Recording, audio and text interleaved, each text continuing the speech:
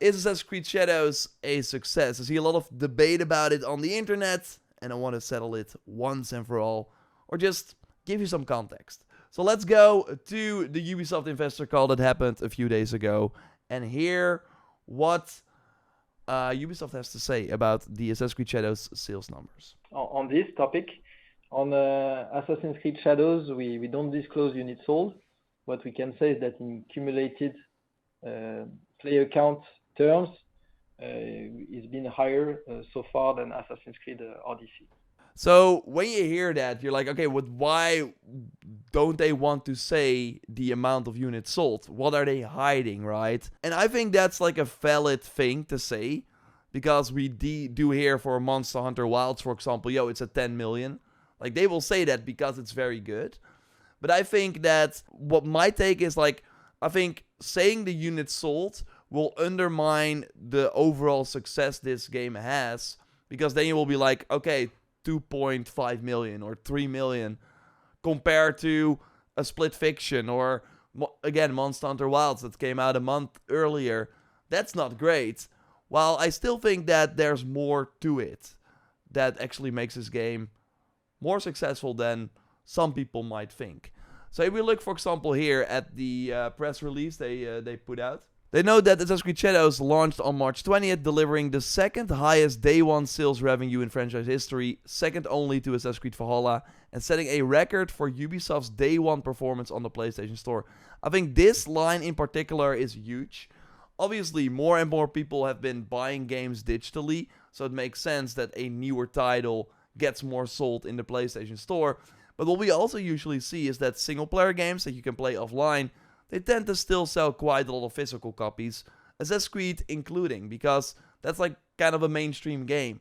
While a Division or, something like that would get more of a PlayStation Store preference, because you can only play that online. So everyone who buys that game will be playing it online. For Shadows, that might not be the case. So I think saying that it's the number one, that it's like set a new record for Ubisoft's day one performance on the PlayStation Store, also above Valhalla, that we know was huge. I think it's pretty good. It's pretty good. To date, and this is important, consumer spending has clearly outperformed Assassin's Creed Odyssey, with the player count also outperforming. Players have logged 160 million hours in Shadows, underscoring its engaging gameplay and enduring appeal of the franchise. So let's say they had 4 million players. That's like 40 million or 40 hours per person. That's quite a lot. Like, some people just pick up the game and play like 10 hours. Some people, like King of Arrow here in the Twitch chat, I'm like 4 hours into it. So I think 4 million players is probably what they kind of have. 40 hours per person, that's huge. That's really, really big. And why they continue to say, it's doing better than Odyssey, is basically because they also confirmed, Odyssey had 40 million players, Origins as well. So it's outperforming these games, and they, in the end, had 40 million players. So if Shadows continues like this, and we also look back on it 5 years, 7 years from now, it might also be at the 40 million player mark. Of course, this includes PlayStation Plus Extra, Game Pass, all that sort of stuff. But it's still big. Like, 40 million people played this game. That's huge. Another reason why they, of course, go for played is because they have Ubisoft Plus now, their subscription service. Like, that was not the case when Odyssey or Valhalla came out, that you can now get those big games day one. So some people, they did not buy the game, but they're still accessing it through that subscription. So then the units sold would also undermine the success they had on the subscription service. And again, I think them saying consumer spending has clearly outperformed Assassin's Creed Odyssey, they're basically saying that, sure, we might not have the units sold that some other big games have, but the people that do play the game, they spend a lot of money on it, on the microtransactions that we offer. So they get more money out of a single person. And I think every company would prefer a smaller, hardcore audience that spends more than a bigger audience that spends less.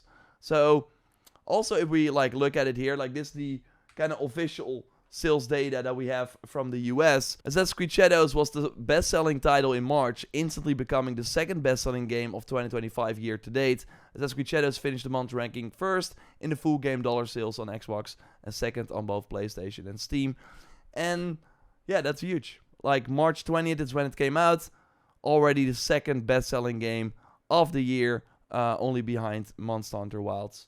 So that also shows, I think, that it's doing pretty well. We will get the April sales because I think that's overall interesting. Sure, they have a huge fan base, but what about like after that? Will people still show up after that? On May 21st, we will get the April sales. So we'll maybe do a follow-up or something like that if it doesn't look good and people are asking about it. But yeah, I do think it's interesting to also note because if we go, for example, here, we see the March top downloads on the PlayStation Store. They divided between US and Europe.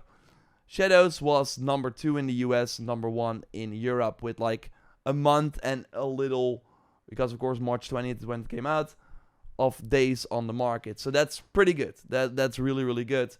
But we do see that they fell off big time later on. So in April, obviously you had quite some new releases.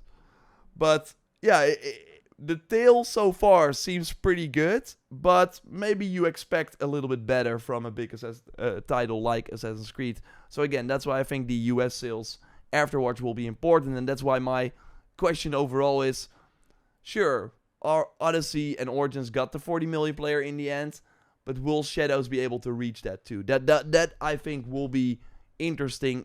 Like, what is the fall off like? And we got some indications that it's maybe worse than the other games, but we will see. Let's continue, because if we go to October when Odyssey came out, we see that it was third. Here, of course, Red Dead 2 and Black Ops 4, that's insane competition. But yeah, it managed to be third, which is still pretty good. But if we then go to November, so the month after that, Odyssey was nowhere to be found. So it already left the top 10 1 month after launch. And we see that for Origins too. So Origins was Origins is kind of a different story. Origins came out at the end of October, and in November it was still on the list.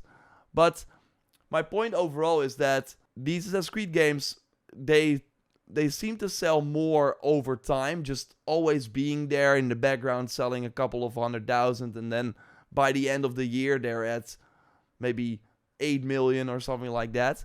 So you cannot really say that I think Shadows was a failure, because you have to then compare it to the other games, and it really seems to, from what I'm seeing here, outpace the second best-selling game before Shadows came out, which is Odyssey. And that, yeah, turned out to be a huge success. But again, for how long though? Because I do think this kind of worrying in a way. Of course, Steam is not everything, but Shadows has 4,374 players in the game at the time of this recording, and Odyssey had 5,318. So there are more people playing Odyssey right now than Shadows, and I think for a game that is almost 2 months old, I don't think that's very good. So again, that's where kind of my caveat is coming from. It seems that the initial sales for Shadows were pretty good, the hype was pretty good, but are they able to maintain that throughout the year, just like they were able to do for an Odyssey that, yeah, turned out to be like, that got the 40 million.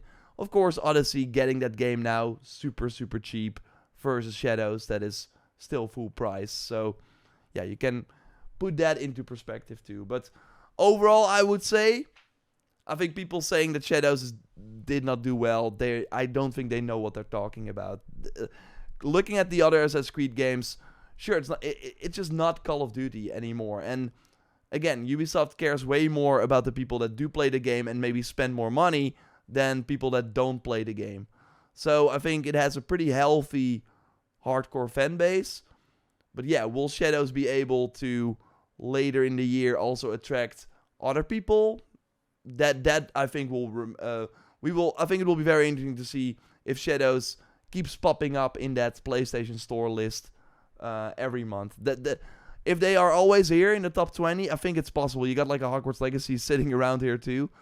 If it's like always here, and you saw that for Valhalla, it just kept on like showing up. If it's just always here, it means that it will sell. It is selling 100,000 each month. Then I think it's doing pretty good. But it's of course also up to Ubisoft. So far, the post-launch has not been very good. But maybe, I mean, we know they have a co-op mode seemingly planned. So that might turn things around. They are expecting a big Christmas for the game. That's what they said during the investor call too. So maybe that is, like for Valhalla, the big Christmas update was Cassandra. The crossover stories. That was huge for them. So I'm expecting something like that. Maybe not a crossover event, but maybe that co-op mode.